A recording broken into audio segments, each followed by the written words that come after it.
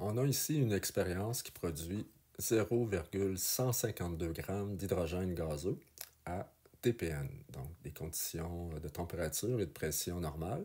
Alors, on veut calculer le volume de gaz produit. Alors, TPN, ça veut dire quoi? Ça veut dire que la température, elle est de 273 Kelvin, donc 0 degrés Celsius, et que la pression, elle est de 101,3 kPa. Donc la pression atmosphérique habituellement sur Terre, au niveau de la mer. Et on veut savoir le volume qui va être produit si on recueille une masse de 0,152 g de H2, alors d'hydrogène gazeux.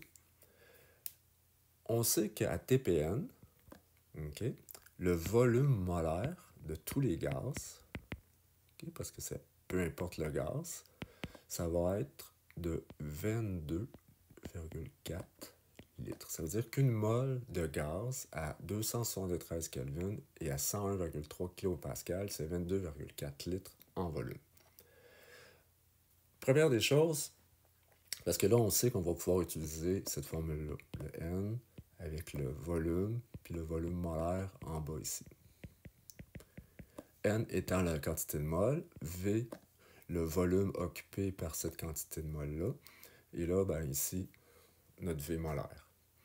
Alors pour ça, ben, on a besoin du N. Le N, ben, on nous donne des grammes, comme ça.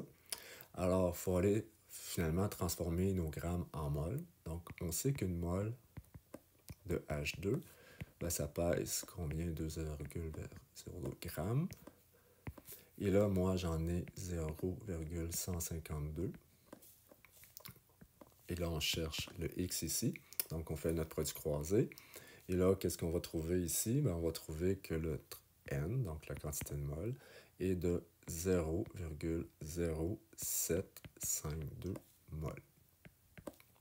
Donc là, j'ai mon N d'hydrogène gazeux. On va pouvoir maintenant utiliser notre formule. Ici, bien sûr, c'est le volume que j'ai besoin. Donc, je sais que je vais envoyer ici mon volume molaire de l'autre côté. Et donc, ça va être le N qui va venir multiplier le volume molaire ici.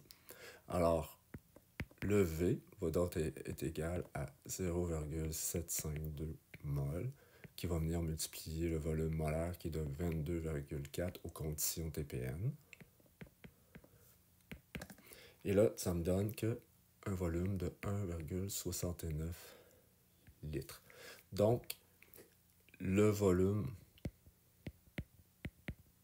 occupé par le 0,152 g d'hydrogène gazeux, de H2, ben, il est de 1,69 litres à TPN, parce que c'est important de le spécifier, parce que les volumes, ben, ils dépendent de la pression et de la température également, et pas juste la quantité de moles.